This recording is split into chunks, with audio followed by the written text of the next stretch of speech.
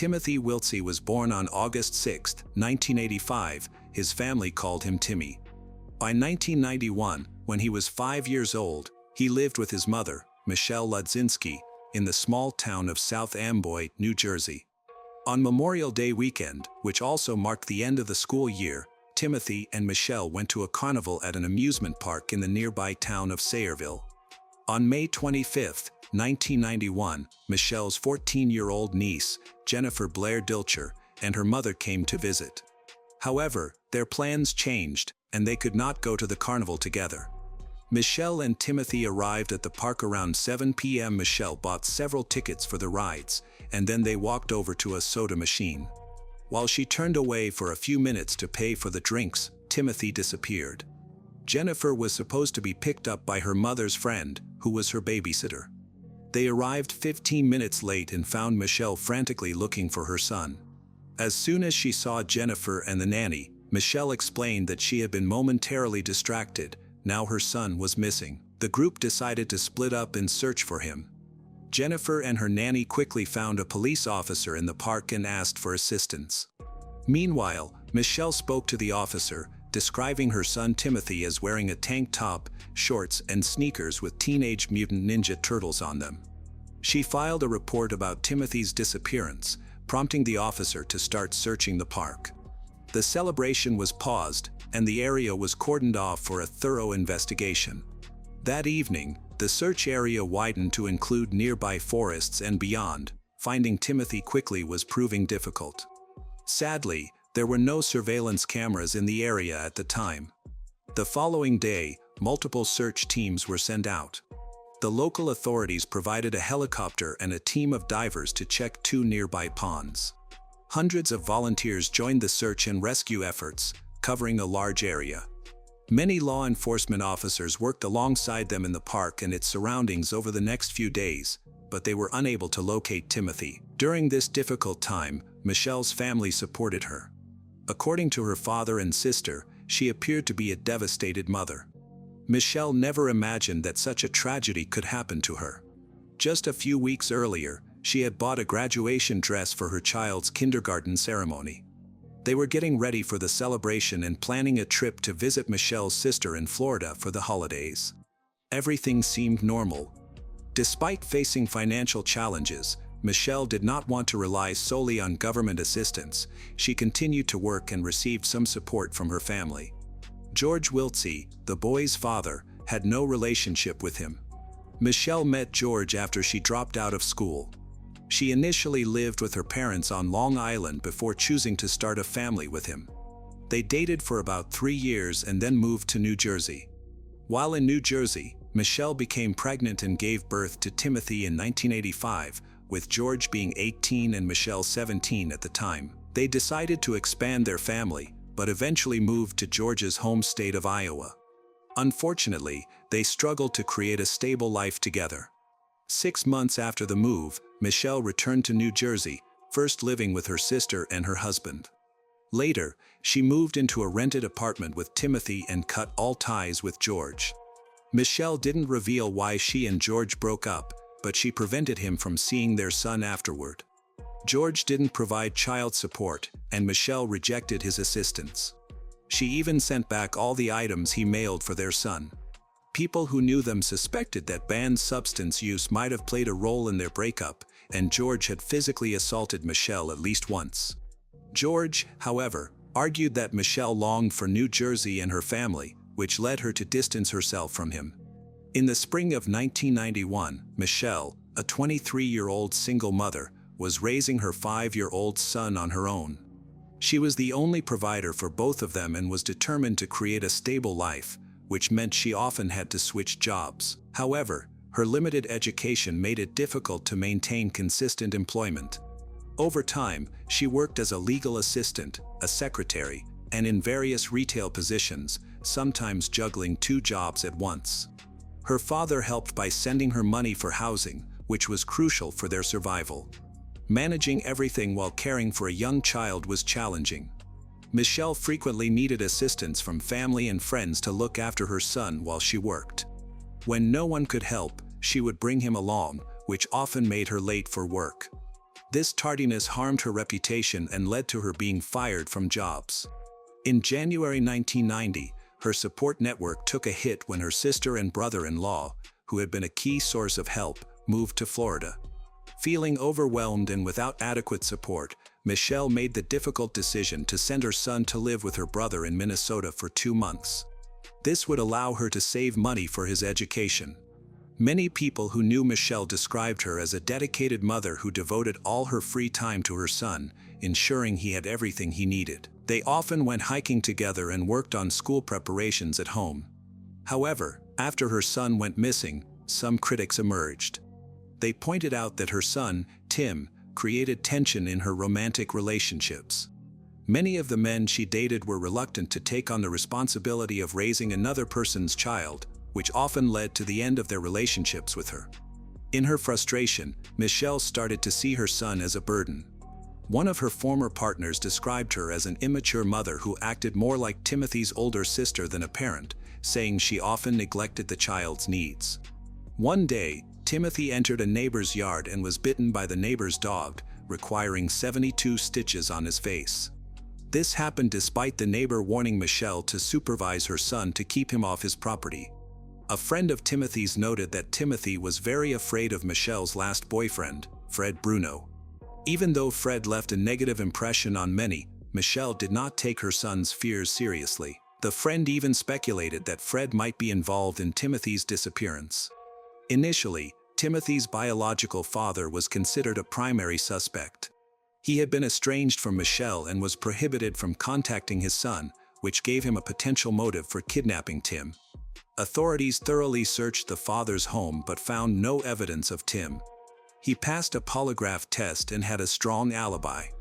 Fred Bruno was also investigated but was quickly ruled out as a suspect. When the Federal Bureau of Investigation, FBI, became involved in the search for Tim, they began to question Michelle Ludzinski's true identity. Her behavior appeared odd. She did not seem genuinely worried about her son's disappearance. Michelle was experiencing financial issues and difficulties. For many young single mothers, this ongoing stress can sometimes lead to thoughts of abandoning their child, whom they may view as a major source of their problems. Some mothers choose to place their children with relatives, some give up their parental rights, and tragically, some even harm their children. As a result, Michelle quickly became a primary suspect in the case of her son's disappearance or potential murder. Authorities were eager to find out what she had done to him. Just days after Timothy went missing, she took a lie detector test but failed. A week later, she took another test and failed again. The expert who conducted the tests noted that Michelle showed significant emotional fluctuations, avoided eye contact, and seemed more focused on her own situation than on her child's well-being.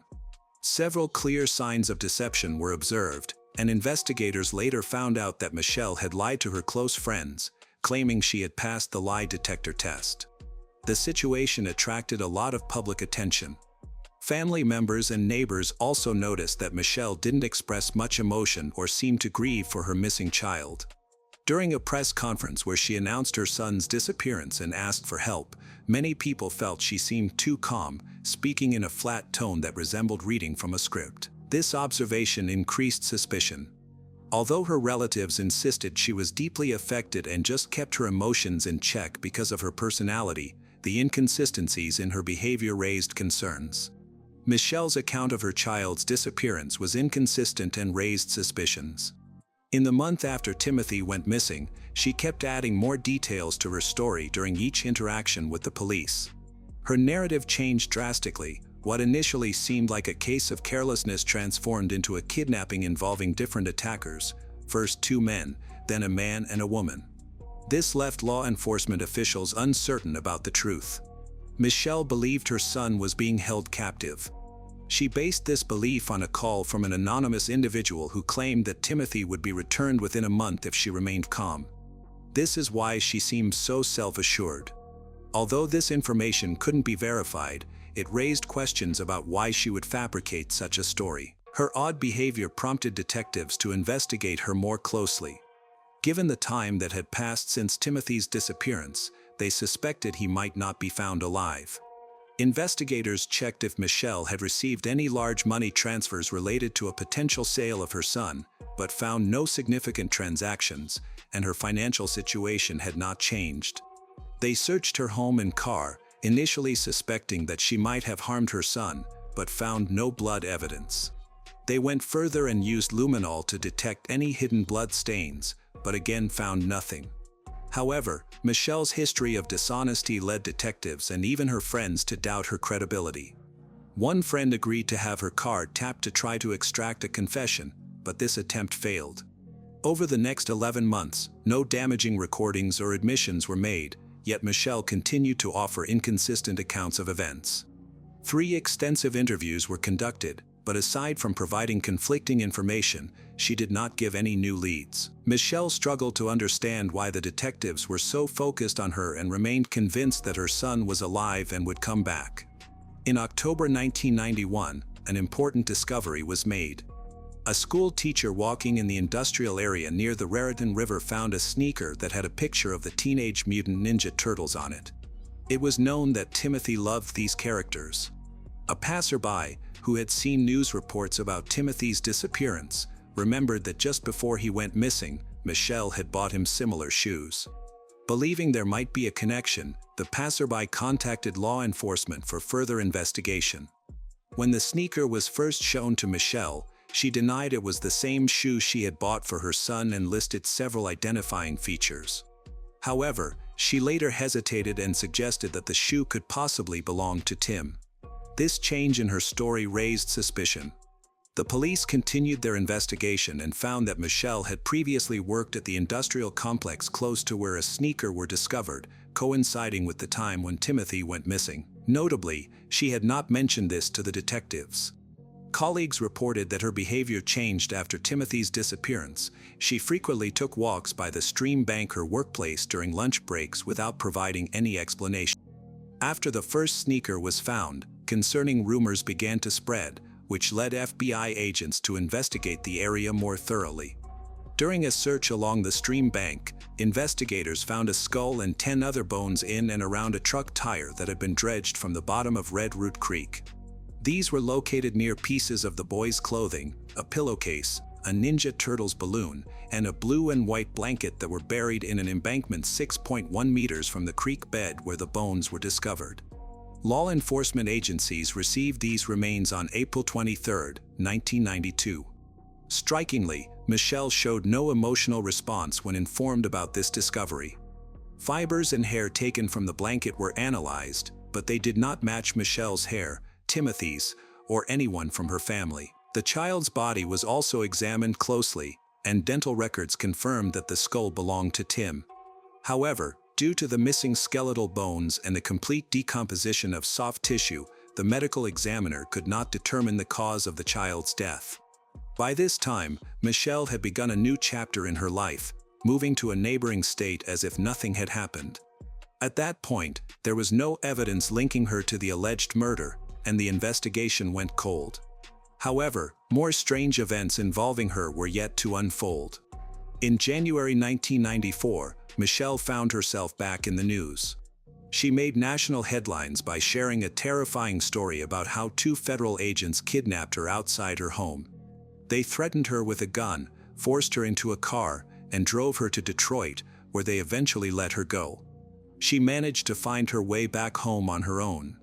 Michelle reached out to the Federal Bureau of Investigation, reporting that 2 men had called her multiple times, threatening her while pretending to be agents. They insisted that she cooperate and confess to Timothy's murder. Despite their pressure, Michelle maintained her innocence, which she claimed resulted in her kidnapping. Her story captured national attention, shocking the public. Opinions were sharply divided. Some people were furious and called for the authorities to stop harassing her, while others supported the agents' unorthodox methods to extract a confession from a woman they suspected of killing her son. When she returned from Detroit, a note appeared on her door that read, "It's not over." It was thought that she had placed this note herself to support her fabricated kidnapping narrative. Michelle admitted to faking her own kidnapping by taking a bus to Detroit but refused to discuss her conflicting accounts of Timmy's disappearance any further. In March 1995, She was sentenced to 6 months of house arrest and 3 years of probation for the FBI hoax. The Sayreville police believed she staged the kidnapping to avoid being implicated in an investigation of her boyfriend, a police officer from neighboring Union County, who had been accused of improperly checking the license plates of cars that Michelle claimed were following her. In May, the police department decided not to take any action against him in relation to the charges. In 1997, while pregnant with her second child, Michelle pleaded guilty to stealing a computer from a former employer to give to her police officer boyfriend as a Christmas present. Upon receiving the computer, he realized it had been stolen and reported it. She was subsequently sentenced to house arrest for 4 months and was also placed on probation for an additional 3 years. Meanwhile, Timothy's case remained unsolved and had reached a dead end, with even FBI agents unable to make progress. The technology available in the 1990s did not permit a detailed analysis of the evidence needed to obtain physical proof against Timothy's biological mother. Shortly after her sentence was handed down in 1998, Michelle moved to Florida, and in 1999, she relocated to Apple Valley, Minnesota, a suburb of Minneapolis, where she married in 2001 and started a new family. Timothy was not forgotten. In the early 2010s, the case file and evidence were still stored as they were, and the district attorney's office did little more than follow up on occasional tips. After a tip around the 20th anniversary of Timothy Wiltsey's disappearance, which had nothing to do with the case, Scott Crocco, an investigator with the office, decided it was time to revisit the investigation and see if there was anything that could help solve the case. He focused on the blanket. Investigators reasoned that the boy would not have carried a large blanket through the carnival on the humid 90 degrees Fahrenheit day he went missing. They concluded that the blanket had been taken from Ladzinski's South Amboy home to cover the boy after he died, even though she denied ever having owned such a blanket. Detectives believe that the blanket should have been recognized by people who had interacted with Michelle before her child's murder and then reconnected with her relatives and friends afterward. Several witnesses, including former co-workers, reported seeing Michelle using the blanket. In the early 2000s, Michelle lived in Minnesota with her new husband and their son. After their marriage ended in 2003, Michelle moved to Florida while pregnant with her third child. In Florida, she gave birth, purchased a home, settled in with her 2 children, and worked as a paralegal at a law firm. She kept photos of her firstborn son, who had passed away, to honor his memory and ensured her children knew he had existed. The investigation into his death is ongoing. Crocco interviewed Jennifer Blair Dilcher, the niece who met Michelle at the carnival shortly after Michelle said she couldn't find her son. In the years that followed, Jennifer, who had initially supported her aunt, married and had 2 children of her own, but also became addicted to banned substance. She went to Florida for rehab, leaving the children with Michelle during that time. While Jennifer was in the program, Michelle and Jennifer's mother decided that Jennifer's condition was serious enough that they could not return the children after she completed the program, so they placed them with Jennifer's mother-in-law, whom Jennifer greatly disliked. It took Jennifer some time to regain custody of the children, and she considered Michelle's decision a betrayal. At Crocco's behest, Jennifer began contacting her aunt on Facebook about the case, hoping that Michelle might confess or make some incriminating statement. After being unsuccessful, Crocco showed Jennifer blankets, pillowcases, and a red jacket. She immediately told him that the blanket had been in Michelle's apartment and that Timothy had wrapped himself in it during her babysitting sessions. 2 other women who helped care for Timothy also recognized the blanket. This evidence established a crucial connection. It became evident that the blanket couldn't have been mistakenly left near the body, suggesting that Michelle had intentionally brought it to the industrial complex, thinking the body would remain undiscovered there. On August 6, 2014, what would have been Timmy's 29th birthday, following a sealed grand jury indictment, Michelle Ladzinski was arrested in Florida and charged with his son's murder. Prosecutors believed they had sufficient evidence to secure a conviction for first-degree murder. The hearings drew a crowd of concerned individuals, and opinions were mixed. The trial was difficult and stretched from March to May 2016. The only new evidence presented was the testimony of several witnesses stating that the blanket found near the boy belonged to his mother. Jennifer testified at her aunt's trial, claiming she saw the blanket in Michelle's home and believed in Michelle's guilt. However, several witnesses said they had never seen the blanket in Michelle's home, and there were no photographs showing it with her and the boy. Fibers and hairs taken from the blanket were re-examined, providing more detailed analyses than the microscopic tests done in 1991. Unfortunately, these results showed that none of the hairs belonged to Michelle or Tim. Additionally, the prosecution pointed to Michelle's strange behavior. Her inconsistent statements and her calmness when discussing Timothy seemed to suggest her involvement. However, the defense attorney effectively argued that this evidence was insufficient to label the defendant a murderer. The location where the remains were found was only a few hundred meters from the building where Michelle Ladzinski worked at that time. It was an inconspicuous area that almost no one visited. Michelle was aware of this and may have deliberately chosen this place to hide the body. The prosecutor was convinced that there was too much circumstantial evidence, all of which pointed to the boy's mother. However, Michelle's lawyer argued that from May 25, 1991 to April 1992, when the body was discovered, several major storms had occurred. Independent experts confirmed that the Red Root stream, near which the skull and belongings were found, had overflowed its banks. It was located not far from the amusement park where Timothy disappeared, so the water could have carried evidence to that location. This was indirectly supported by the fact that many fragments of the boy's skeleton were never found. The prosecutor's approach had evolved since the investigation in the 1990s. They argued that Timothy had never gone to the amusement park. He had actually been missing long before then. A new theory was presented to the jury. Michelle had gone to the park alone after disposing of her son and had asked relatives to pretend an abduction had occurred. Meanwhile, Michelle's testimony kept changing. The defense attorney provided an explanation for Michelle's unusual behavior. An independent psychiatric evaluation revealed that she has antisocial personality disorder, which may have contributed to her confusing and inconsistent stories. The lawyer noted that the disorder became particularly evident in 1991, right after her son went missing. This was used to explain her strange actions, which were seen as responses to extreme stress and trauma. The evaluation confirmed the diagnosis, with evidence suggesting troubling behaviors. Consequently, the lawyer argued that Michelle's dishonest claims, including her stories about kidnapping, were a result of her illness. At trial, the prosecution argued that Michelle had murdered her son. They claimed that due to giving birth at a very young age, she faced ongoing financial and emotional challenges. Timothy had grown up during a particularly tough time in Michelle's life. Timothy did not have a relationship with his father, George. Michelle kept George from having contact with him and consistently turned down any offers of assistance. With no support system, she struggled to improve her circumstances, and her relationships with men were unsuccessful, which further complicated her situation. The Ladzinski family was divided during the hearings. Michelle's father and sister believed she was a good mother, while her brother and niece, Jennifer, suggested she may have been involved in Timothy's death. Michelle's defense also presented testimony from an Arizona man who claimed that a former inmate from Georgia had confessed to him that he had abused and killed a young boy somewhere near Atlanta. The testimony did not provide any evidence that the man was in the Sayreville area at the time of Timothy Wiltsey's disappearance, and the man himself denied this on the stand.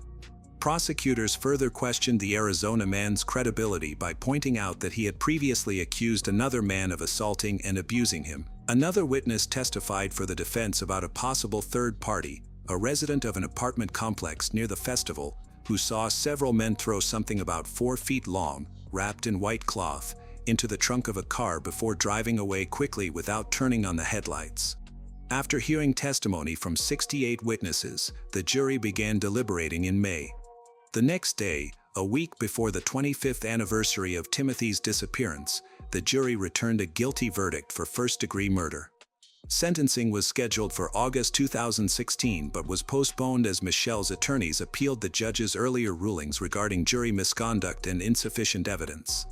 Shortly thereafter, the defense moved for a judgment of default, requesting the judge to vacate the conviction and acquit her on the grounds that the evidence was insufficient for a reasonable jury to convict.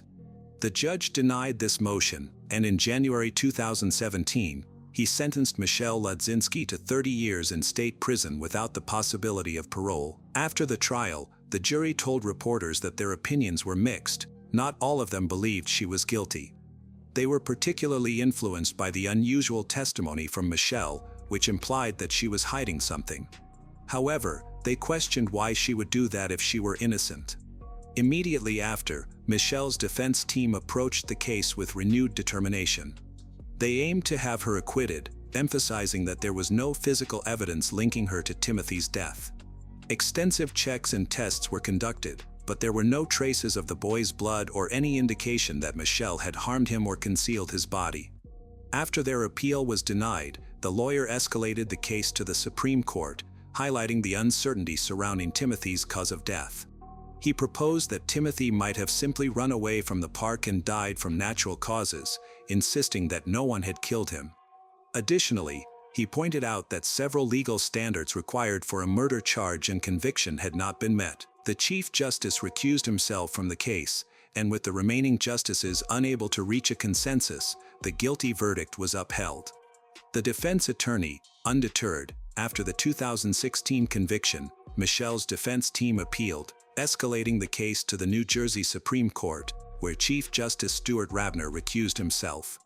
On December 28, 2021, the court vacated the conviction by a 4-3 decision, citing insufficient evidence to prove murder beyond a reasonable doubt. Michelle Ladzinski was released from Edna Mahan Correctional Facility that day, having served over 7 years. Double jeopardy prevented a retrial.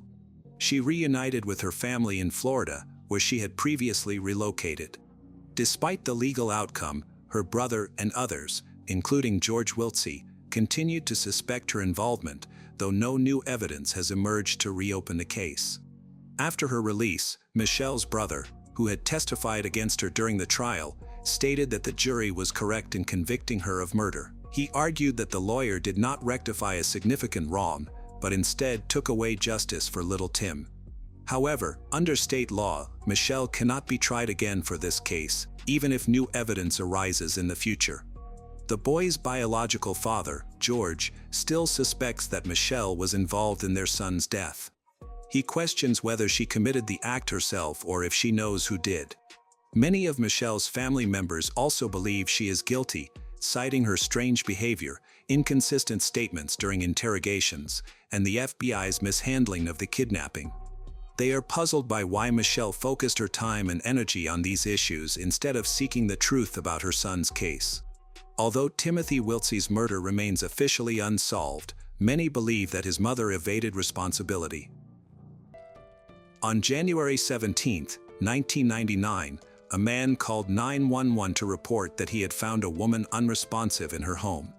He was a friend of the victim, Miriam Illes, and had gone to check on her because she hadn't been answering his calls. When he arrived at her house, he discovered that it was locked and none of the doors would open. Looking through a window, he saw Miriam lying on the kitchen floor, clearly deceased. When the police arrived and entered the house, they found that she had been attacked in the back, specifically targeting her heart area. Investigators spoke with the man who called 911, who provided details about Miriam. She was a homemaker and had previously worked in the medical field.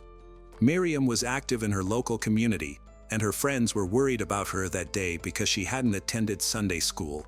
She was well-liked and devoted mother to a young boy, Richie. Everyone who knew her believed she had no enemies, which made her death in her locked kitchen even more perplexing. Determining Miriam's time of death was crucial, but without witnesses, the exact timing was uncertain. Police officers meticulously searched the crime scene for evidence, noting that the house appeared undisturbed and showed no signs of forced entry. All external doors to the house and garage were locked when Miriam's body was found. A telephone receiver lay near her hand, suggesting that she may have been on the phone when she was attacked, potentially catching her off guard and leaving her unaware of her attacker. Investigators also requested a report from the phone company to find out about Miriam's recent calls. While examining the crime scene to determine how the attacker entered and exited the house, detectives made a significant discovery. They found a bullet hole in a double-glazed window located just above the kitchen sink. This indicated that the person who shot Miriam was positioned outside. It appeared that Miriam had been standing, leaning against the sink, talking on the phone when she was shot. This single bullet became the key piece of evidence. Tracing the bullet's path, investigators followed it to a creek bed behind Miriam's house. As the investigation progressed, the forensics team found footprints left by size 14 Reebok basketball shoes. The placement of the tracks suggested that someone had taken a shooting stance next to a tree located right behind the kitchen window. The detectives also found a cigarette butt at the shooting site. Further searching revealed a homemade silencer, leading investigators to conclude that the crime was premeditated. The attacker had been hiding behind the tree, waiting for the right moment, smoking a cigarette, and seemed to act with intent. However, the motive behind the crime remained unclear. It did not appear that Miriam was involved in any illegal activities or taking risks that would endanger her. Investigators aimed to gather more information from Miriam's husband, Richard Illes, who arrived at the crime scene while they were there. Richard was a well-known cardiothoracic surgeon at Williamsport Hospital and had saved many lives. He met Miriam in the early 90s while serving as a resident at St. Louis Medical Center, where she worked as a surgical assistant. After marrying, they had a son named Richie and moved to Williamsport, where they both worked together. Miriam was active in her community, engaging in volunteer work at the symphony and church. Her vibrant personality made her well-liked among friends. Despite their wealth and status, Miriam's friends described her as down-to-earth, noting that they were among the richest people in Williamsport. Then she decided to become a stay-at-home mom, quitting her job when Richie was 2 years old and never returning to work. When Miriam was murdered in her own home, Richard became a primary focus for investigators. He told them that the last time he saw Miriam was 2 days earlier, on Friday, January 15, 1999, around 5 p.m., when he visited her before planning to travel to Chester County, Pennsylvania, to visit family. Detectives soon learned that Miriam and Richard had recently separated after 8 years of marriage, with Miriam moving out of their family home to the house where she was later found dead. She had primary custody of their son, Richie, while Richard visited the boy every weekend. Their ongoing divorce raised potential motives, prompting investigators to closely examine their relationship. Richard's behavior struck detectives as unusual. The first question he asked upon learning of Miriam's death was about the evidence that had been found, which seemed odd for someone who had just learned that his wife of 8 years and the mother of his child was dead. Additionally, Richard made an intriguing confession. He was familiar with firearms, having participated in hunting and owned guns, a common practice in the area. There was nothing particularly unusual about this admission. Investigators examined Richard's firearms to check for any connections to the crime scene. They determined that the bullet that killed Miriam was a .22 caliber, indicating the type of weapon they needed to find. Richard had several .22 caliber rifles, which the police confiscated for analysis. He became the primary suspect due to having a motive, access to weapons, and the skills necessary to commit the crime. The intense emotions in romantic relationships can shift from love to hate, which could have played a role in Miriam's death. While the weapon was being analyzed in the forensic lab, investigators looked further into Richard's personal life. As a cardiothoracic surgeon, he had a high income, but he was also paying a significant amount in child support, around $112,000 a month. This financial burden could have motivated him to want his wife dead. Investigators sought to clarify Richard's whereabouts at the time Miriam was attacked. Although Richard was supposed to pick up his son Richie that Friday evening, he opted to spend the weekend with his sister, who lived 2.5 hours away in Honeybrook, Pennsylvania. He had a witness, Nancy Mitch, who could confirm the start of his trip. Nancy informed the investigators that she was with Miriam when Miriam handed over her son, Richie, to Richard. He picked up Richie around 5 p.m., and after Nancy left, Miriam seemed to be fine. The last confirmed sighting of Miriam was around 6 p.m. on Friday, January 15th. The police established that Richard took Richie from Miriam's home and left while Miriam stayed behind, and everything seemed normal. Richard told investigators that he made a quick stop before going to his sister's house. He first stopped at his own home around 9:30 p.m. and then traveled toward southeastern Pennsylvania. He stated that they reached Lewisburg and stopped at a fast food restaurant around 10 p.m. due to bad weather that evening. He called his sister at 11:24 p.m. to inform her that they would spend the night near Harrisburg.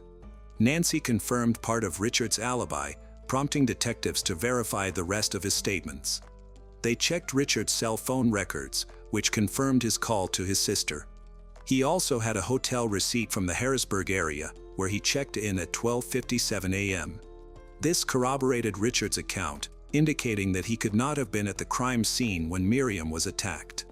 An examination of Richard's rifles showed that none matched the murder weapon, and the silencer found at the crime scene did not fit any of his rifles either. Furthermore, DNA samples from the silencer and a cigarette but did not match Richard's DNA.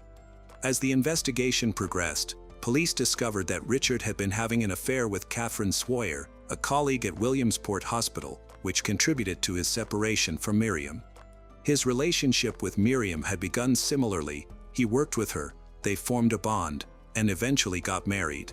A similar pattern occurred with Catherine. She worked with Richard, leading to their affair. This information led investigators to consider a possible love triangle. Catherine might have had a motive to kill Miriam in order to eliminate any chance of Richard reconciling with his wife. Jealousy can often drive people to commit terrible acts, but there were additional factors at play. In the event of a divorce, Richard and Miriam would need to divide their assets and finances. Furthermore, if they divorce, Richie is likely to stay with Miriam, which would require Richard to pay child support. Therefore, Miriam's death could be advantageous for both Richard and Catherine. Detectives aimed to determine Catherine's whereabouts at the time of Miriam's death. If Richard had left town to visit family, it would have given Catherine the opportunity to commit the murder. However, investigators confirmed that Catherine was out of town visiting relatives and could not have been involved in the crime. This left the police without any other suspects, as both Richard and Catherine had alibis. Then, an unexpected development emerged when a person claiming to be the murderer contacted the detectives by sending letters to the police station. The first anonymous letter stated that the writer was responsible for Miriam's murder. Detectives were perplexed, as this was an unusual occurrence. Initially, they suspected it might be a prank, possibly from teenagers or someone loosely connected to the case. The writer referred to himself as a soldier of God and a soldier of death, claiming that Miriam was a bad and immoral person. The letter was both confusing and unsettling. Despite attempts to make contact, the writer took great care to hide his identity. The letters were examined for fingerprints, but none were found. They were handwritten in block letters with a pencil, making it difficult for police to analyze the handwriting. While investigators were trying to make sense of the first letter, a second letter arrived, written in a different style and showing signs of arrogance and intellectual superiority. This new letter pointed to a potential suspect, as the author mentioned having multiple academic degrees, suggesting that the crime could have been committed by someone connected to Richard's professional circle. Investigators identified Dr. Ench Zama, Richard's close friend, as the most likely suspect. Zama was described as a tall man, likely with large feet, possibly in size 14. He became a key focus for investigators regarding the anonymous letters. During questioning, he examined both letters and suggested that someone might be trying to frame him. He denied any involvement in Miriam's death and claimed he was with friends at the time of the crime. The investigators verified his alibi and confirmed that he could not have attacked Miriam. The anonymous letters were also analyzed for DNA, revealing a black hair on the sealed flap of one envelope. The DNA did not match Zama or any other samples from the crime scene. This led investigators to suspect that someone was deliberately trying to mislead them. It seemed the letter writer had taken great care to hide their identity, but did they accidentally leave behind a hair? Investigators theorized that the hair was intentionally included to confuse them, as it belonged to someone unrelated to the case. They began to suspect that false evidence had been planted. The silencer with DNA, the cigarette butt, and the letters all suggested a deliberate effort to mislead the investigation. Investigators ended up with 4 DNA samples, each belonging to different individuals. The perpetrator had cleverly planted false evidence, hoping to mislead the police and hinder the investigation. However, investigators received the crucial information they had been waiting for since the first day of the investigation, when Miriam's body was discovered. Near her body, they found a phone receiver. Upon reviewing the phone records, they learned that Miriam had been on a call with a friend throughout the evening. When detectives met with this friend, she recounted that during their conversation, she heard glass breaking and then heard Miriam exclaim, "Oh my God." After that, she heard nothing more and hung up. When she called back, she received a busy signal, leading her to assume that the call had been disconnected and that Miriam was talking to someone else. This piece of information provided detectives with the key detail they had been missing. The call ended at 10:37 p.m., which corresponded exactly with the time of Miriam's death. This was significant for the investigation. With the established time of death, detectives revisited the alibis of all potential suspects. Richard's alibi appeared less credible. Initially, he claimed to have been in the Williamsport area and said he was heading south on Highway 15 by 10 p.m. He mentioned stopping for a meal at a restaurant, and if he had truly been at the restaurant at that time, he would not have been able to commit the crime. However, investigators could not verify his presence there at that time, which weakened his alibi. Then, at 11:24 p.m., Richard called his sister to inform her that he and Richie would need to stay at a hotel. This call became crucial for the investigation. Detectives began to trace Richard's cell phone location at the time of the call, which altered the direction of the investigation. The cell phone company provided coverage maps, allowing police to estimate where Richard made the call.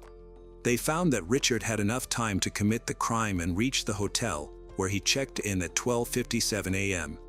Detectives retraced the route from Miriam's home to the hotel, confirming that Richard could have committed the crime by 10:37 p.m. and still arrived in Harrisburg on time. The distance between the crime scene and the hotel was approximately 100 miles, and despite poor weather conditions, investigators made the trip within the required time frame. Now, Richard was the only suspect without an alibi. While this did not make him guilty, it did raise suspicions. The police needed concrete evidence to link him to the crime. They caught a break when two men walking in the woods found a modified rifle. Finding it unusual, they called the police. The rifle had a shortened barrel, a stock, and an optical sight, but the bolt was missing, and its serial numbers had been erased. It was identified as a rifle that matched the bullet that killed Miriam, and it was found near the road Richard drove on the night of the murder. Experts examined the suppressor found at the crime scene to see if it fit the rifle. They discovered that a screw had been added to the barrel, allowing the suppressor to attach perfectly. The challenge now was to link this weapon to Richard. The rifle was a Savage .23D Hornet, and police learned that Richard had inherited weapons from his father, with only his Aunt Jean being aware of this. A detective spoke with Richard's aunt, Jean, who showed him a photo album. In a black and white photo, she revealed her brother, aka Richard's father, posing with a Savage .23D rifle. Too many coincidences pointed to Richard as a possible perpetrator.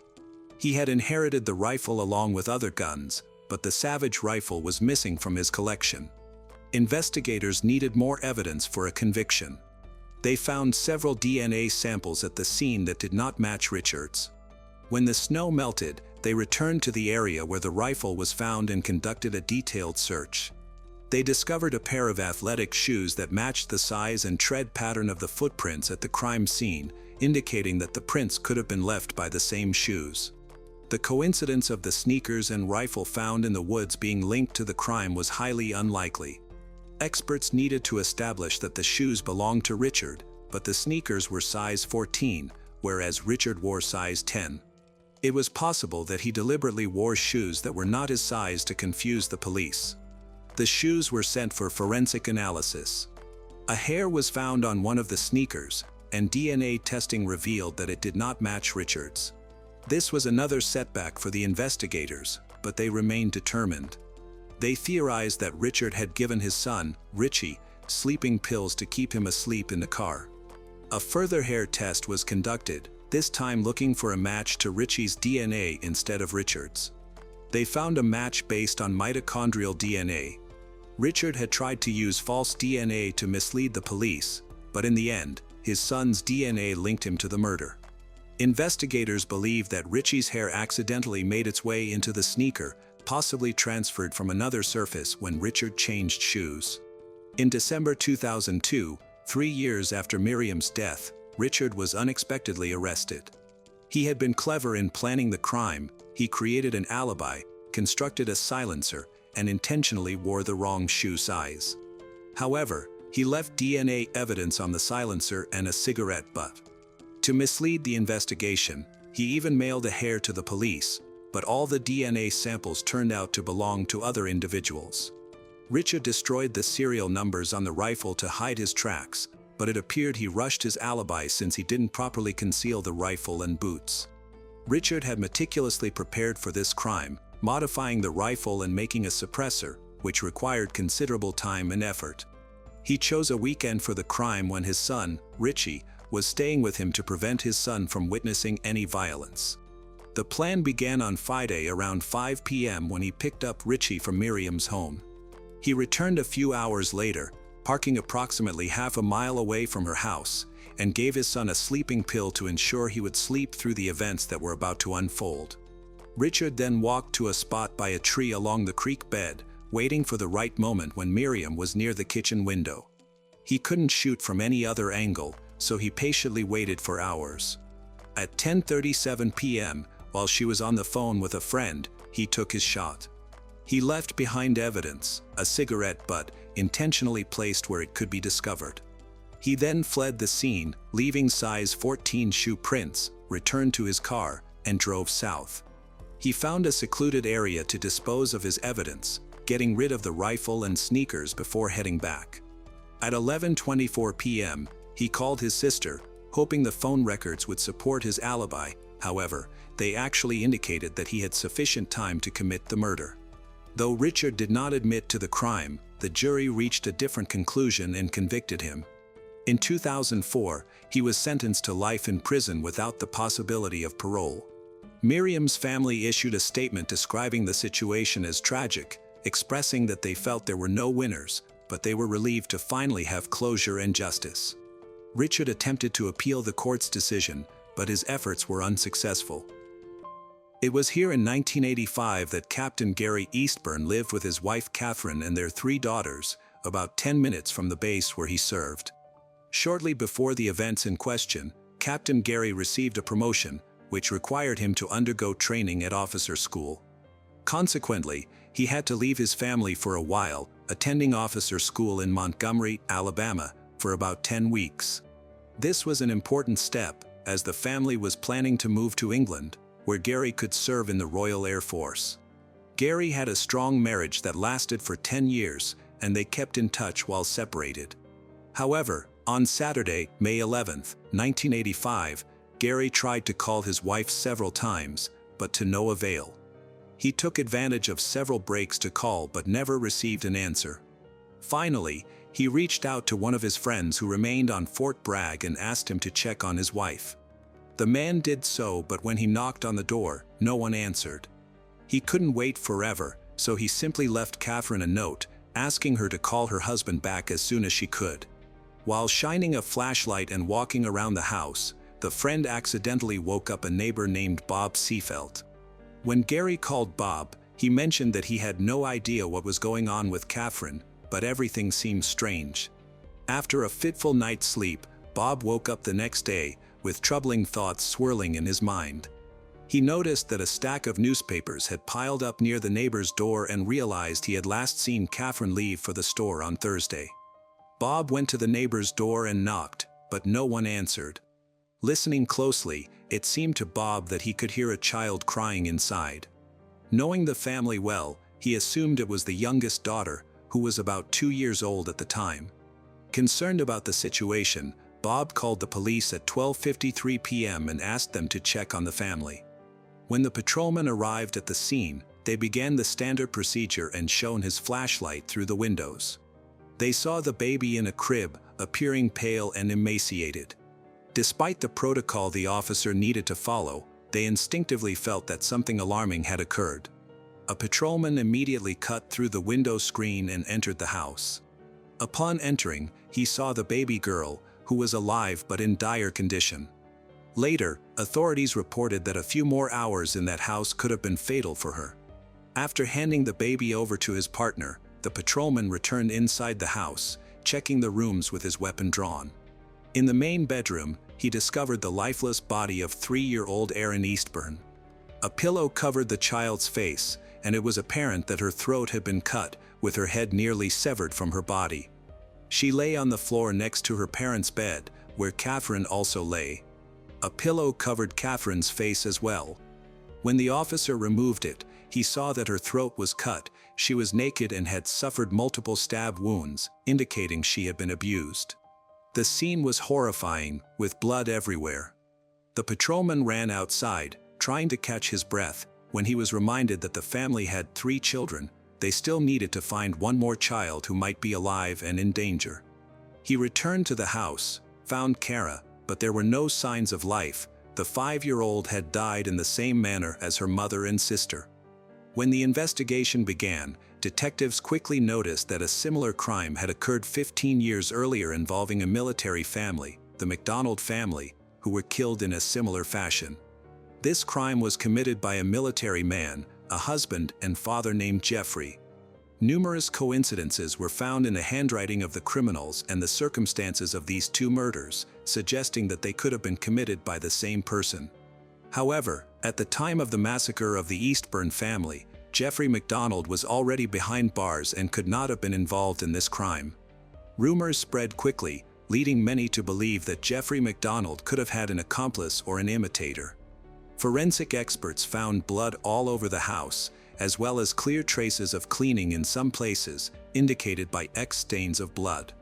It was obvious that the criminal had tried to clean up but left even more traces. Using luminol, investigators could see that the marks had been erased on the bathroom door handles. Likely, the perpetrator used a towel that had been thrown into the laundry basket. The crime was believed to have been committed between 8 p.m. on May 9th and 3 a.m. on May 10th, 1985. As it turns out, the last person to see the family alive was the nanny, Julie. The young girl had been babysitting the youngest daughter for several days before their bodies were found and was automatically placed on the suspect list. Julie mentioned prank calls that Catherine had complained about before she was killed. Some man had been calling several times a day for 3 months, but it didn't particularly bother Catherine. She didn't feel any danger from these calls and never went to the police. Julie remembered another person with whom Catherine had been in contact, a certain Angela who was going to take the dog from the Eastburns, Dixie. Due to plans to move, they decided to give it away because there was no one to leave it with. According to the nanny, Catherine had left an ad in the newspaper, and after that, she received a call from Angela. Julie was curious about what happened next and unexpectedly shifted the focus back to the bloody crime of 15 years ago. She was worried that it could have been committed by a copycat of Jeffrey MacDonald and wanted to know what the police thought about it. The detective had no trouble getting the suspicious nanny to talk. She willingly shared her long friendship with Dr. MacDonald, believing that he was innocent. They had known each other for a long time and even exchanged letters for several years while he was in prison. When she was asked about her interest in the case, she was unable to justify his behavior, and the detective did not pay much attention to her words. When she confirmed her alibi, he simply removed her from the list of suspects. The police continued to work in the Eastburn house even after midnight, despite the late hour. A young man named Patrick Cohn approached them and decided to tell them about what he saw on the night of Friday, May 10, 1985, at about 3:30 a.m. He noticed a tall, fair-skinned man in jeans, a knitted hat, and a black jacket leaving Eastburn house. The man was carrying a garbage bag slung over his shoulder, got into his white Chevrolet Chevette, and drove away. Patrick's statement was taken seriously, and he was brought to the police station to help create a composite sketch. When the portrait was finished, there was a striking resemblance to a serviceman named Timothy Hennis. He was a 27-year-old man who, along with his younger brother and sister, had been adopted by the Hennis family, a couple who took all 3 of their children from an orphanage. They grew up in a fairly well-off family in Minnesota, which provided them with a bright future. Shortly before these tragic events, Tim married Angela in secret before Christmas in 1984. That same year, Tim's brother died in a motorcycle accident, so they opted for a modest celebration instead of a lavish ceremony. A couple of years later, they had a daughter, Christina. Tim admitted that he was familiar with the victim, Catherine, but there was a good reason for it. They decided to get dog for company, leading to the contact with the woman from the ad. Tim denied any involvement in the crime but mentioned a curious coincidence. He had arranged to meet Catherine on Tuesday, May 7th, just 3 days before the crime, to look at Dixie. When Tim first met the police, everyone was amazed because he looked exactly like the composite sketch. The police asked him to sign a waiver of Miranda rights, to which he agreed, provided he could be assured that he was not a suspect, which turned out to be a ruse. Timothy provided fingerprints, hair samples, saliva, and blood. He confirmed that he had indeed met Catherine that Tuesday and had taken her dog, after which they had not seen each other again. Timothy denied any involvement in the crime and provided a detailed account. Witness Patrick was called to identify him, and he pointed to Timothy.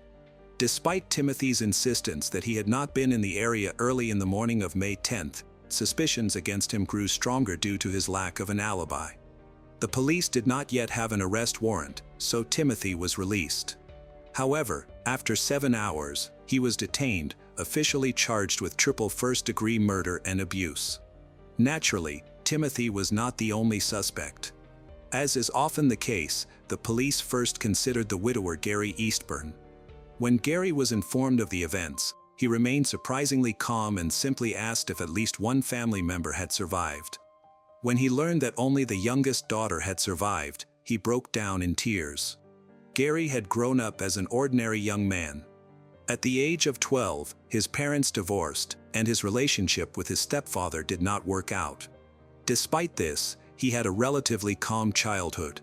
He met Catherine in 1972, approximately 13 years before the tragedy. At that time, he was around 25 years old, having been born in 1947. Their daughter Kara was born in 1980. Gary decided to become a military man to support his growing family. When he finally returned to the city after the tragedy, he wanted to reach his surviving child. Instead, he was immediately taken to the police station for questioning, where they held him until about 2 a.m. Gary provided a reliable alibi. His blood and hair samples were taken before he was released. He was able to see his daughter late at night. She was in serious condition and did not even recognize him. Afterward, he went into their home to see what was missing. Gary had no idea who could have attacked his wife and children. They had no obvious enemies, but he remembered several prank calls that had started a few months before he left for training at officer school. The caller addressed Catherine by her first and last name, but no one paid attention to it at the time. Everyone thought it was just teenagers playing around, so no one raised the alarm. Now, in light of the tragic events, the calls seemed more suspicious. However, they could not be tracked due to a lack of technology at that time. After inspecting the house, the police reported that a metal safe containing important family documents was missing, along with $300 in cash that had been set aside for Christmas and Catherine's wallet with bank cards. This provided valuable clues. The ATM was identified, and it turned out that a transaction was made using Catherine's card. It was used shortly after the murders, including a transaction on May 11th. Detectives found a witness who provided a description of the man who came at night to withdraw cash, and this description exactly matched Timothy Hennis. In addition, she saw a white car belonging to Timothy. At this stage, the whole city already knew about the crime and the main suspect. Other witnesses also came forward. Timothy's neighbor saw him burning something in his backyard the day after the murder, likely getting rid of evidence. A local dry cleaner reported that Timothy had brought them a black jacket right after the crime. According to the description, it resembled the clothing that the witness Patrick had described. Timothy was questioned when his ex-wife said he had come to visit her that fateful night. His landlord mentioned that Timothy had not paid the rent for the house, which had accumulated over $300 in debt, but as soon as the eviction notice was served on May 10th, Timothy paid it off almost immediately. But where did he get the money so quickly? It seemed strange that the same amount disappeared from the home of the murdered family. Indirect evidence against Timothy was accumulating, but there was no irrefutable proof. By Christmas, it was decided to allow the suspect to post bail with the help of his relatives, and he managed to raise the funds. The reason for this leniency was the results of laboratory tests indicating that his biological materials did not match any evidence, specifically, his blood type did not match. However, this could be attributed to the low accuracy of the testing methods used at that time. The prosecutor's office decided to turn to the only survivor of that bloody night, 2-year-old Jana. After the tragedy, the girl had not been able to come to her senses for a long time, but by February of the following year, she finally spoke. Gary was categorically against involving his daughter in the investigation, fearing that she would suffer further psychological trauma, but under pressure from the police, he ultimately agreed in order to seek justice for the victims. A special psychologist from North Carolina held 5 recorded conversations with Jana. During this time, she experienced several panic attacks and was still unable to recognize Timothy's photo. Based on the results of these sessions, it remained unclear whether there was one perpetrator or multiple criminals. Thus, the prosecutor's office decided to refuse to use Jana's testimony in the case. The trial was set for April 27, 1986. Timothy rejected the plea bargain offered by the prosecution. His lawyer wanted to change the location of the hearing but ultimately decided it would not make much difference. Instead, the defense focused on refuting the numerous circumstantial evidence on which the prosecution's case was based. The lawyer argued that the witness Patrick was lying when he claimed to have seen Timothy, described his appearance and car in such detail, especially since it had happened at night. He questioned how Patrick could have seen all of this in the dark. The lawyer discovered that the witness was going through a difficult time and had been pressured by the police. During numerous meetings with Timothy's lawyer, Patrick admitted that he might have made a mistake during the identification. The more he talked with the defense, the less certain he became about having seen Timothy on the street that night. On the day of the trial, the lawyer tried to get Patrick to admit that he had participated in the identification under pressure from detectives, but he did not.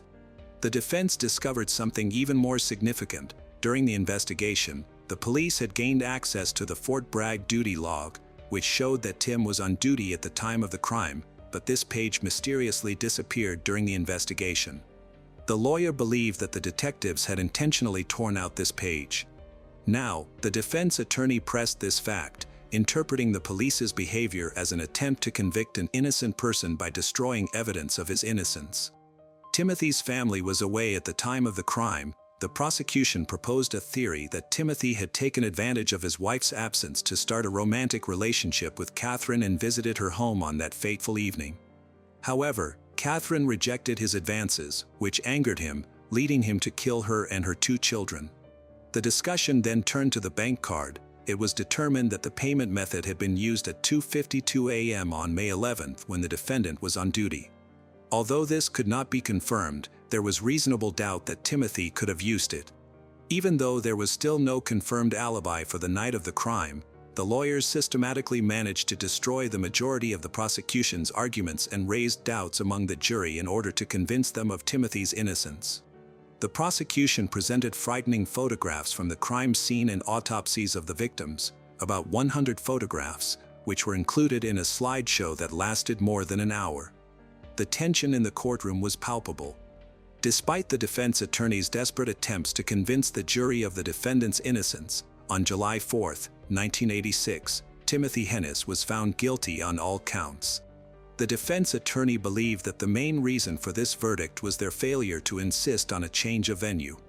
He felt that his job was not finished since Timothy was sentenced to death, so he focused on saving his client's life.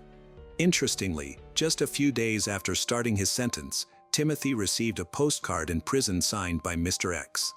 In it, a mysterious stranger claimed responsibility for killing Timothy's family and apologized for Timothy serving time for his crimes. Mr. X admitted that he had left North Carolina and had no intention of returning. Timothy informed his lawyer about the postcard. Later, it was used at the retrial, but at the time of its receipt, the prosecutor dismissed it as a forgery. During this period, Timothy's parents rallied around him, Despite their divorce, they made every effort to save enough money to pay for his defense. The Supreme Court of North Carolina was approached, and the lawyers cited bias, arguing that the jury had been provoked by the photographs. The defense insisted that nearly 100 gruesome images from the massacre were guaranteed to elicit a negative reaction from the jury. Despite the lack of irrefutable evidence against Timothy, it came to light that several detectives who led the case were nearing retirement. The lawyers believed they simply did not want to leave behind an unsolved crime of such magnitude and were seeking a scapegoat, which they considered Timothy Hennis to be. The defense successfully secured a change of venue to Wilmington, a coastal town located 100 kilometers from Fayetteville. The new prosecutor agreed to this change without hesitation, confident in the prosecution's tactics, but the defense was well prepared and closed all loopholes except for one. There was still no reliable confirmation of the defendant's whereabouts on the night of the murder. The defense aimed to discredit the prosecution's main witness, Patrick, in court.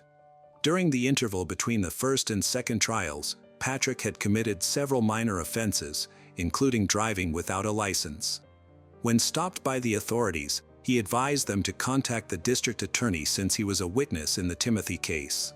The lawyers believed this statement practically indicated that he had received a bribe from the very beginning. More thorough examinations of the collected evidence refuted the case against Timothy. The shoe prints found inside the house were 3 sizes smaller than his. There was blood on a towel in the bathroom, as well as other traces that did not match his profile. The defense presented a black jacket to the judge that was tested for bloodstains. Even the hair found on Catherine's body did not belong to Timothy. In this context, the numerous circumstantial pieces of evidence that the prosecutor's office had used in the first trial appeared less convincing during the retrial. The prosecution attempted to challenge all the defense's arguments with their own versions, but none of this was compelling in light of the thorough preparation from the defense. 2 days later, the jury found Timothy not guilty on all counts. It is noteworthy that during this hearing, only a few photographs from the crime scene were shown, as opposed to the 100 images in a lengthy slideshow during the first trial. 3 years later, Timothy was released from death row. He re-enlisted in military service, served in Saudi Arabia and Somalia, and then returned to the United States. In 1998, Timothy and his family settled in Fort Lewis, Washington. In 2004, he retired from the Army and took a job at a waste processing plant. He also became a Boy Scout leader. Meanwhile, widower Gary followed his plan and moved with his surviving daughter to the UK. In 2009, he served in the Royal Air Force, after which he married a nurse. In 2009, after leaving the Air Force, Gary returned to the US and settled in Washington. Subsequently, legislation was amended to prohibit retrials for individuals already convicted twice of the same crime. Disagreements arose on the basis that during the first trial, Timothy was in military service, thereby placing him under a different jurisdiction. This left the state in limbo, although it did not exclude the possibility that he could be brought to retrial. Despite such situations being rare in the state's judicial practice, they did not return to the case for almost 20 years. It seemed that life was improving, but the case of the triple murder remained unsolved. Finally, in 2006, a detective investigating particularly brutal murders decided to test the DNA materials collected from the body of Catherine. However, the only information the laboratory could provide at that time was that the collected samples belonged to a light-skinned individual. By 2010, the laboratory in North Carolina became embroiled in a significant scandal. It turned out that over the past decade and a half, the state crime lab systematically concealed or manipulated evidence to ensure convictions. This was revealed in at least 230 cases, 10 of which resulted in the wrongful conviction of innocent people sentenced to death. 3 of them even received lethal injections and were deprived of life.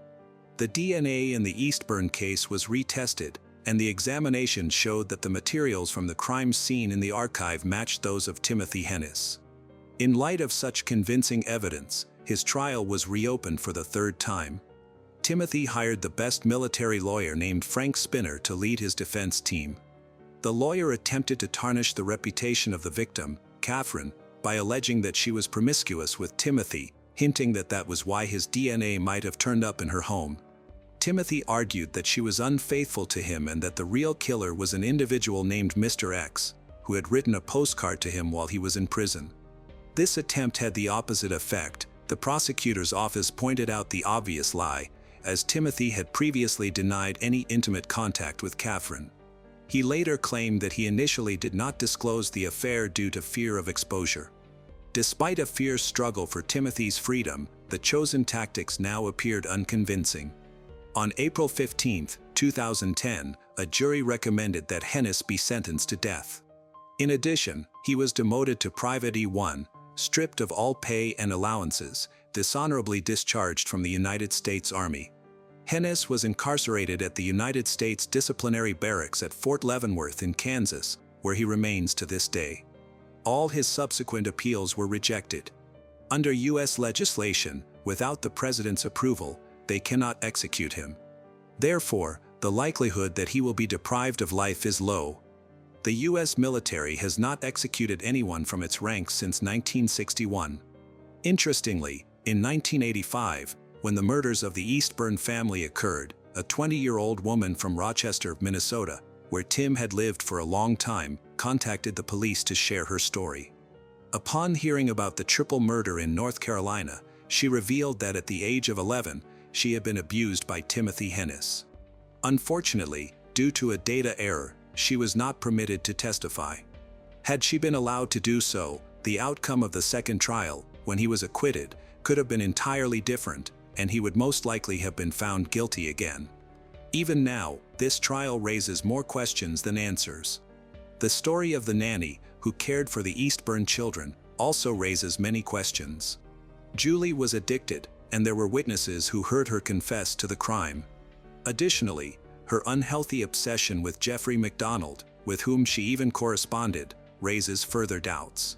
Some supporters of Timothy believe that it was Julie who could have imitated her idol and killed the family with whom she worked.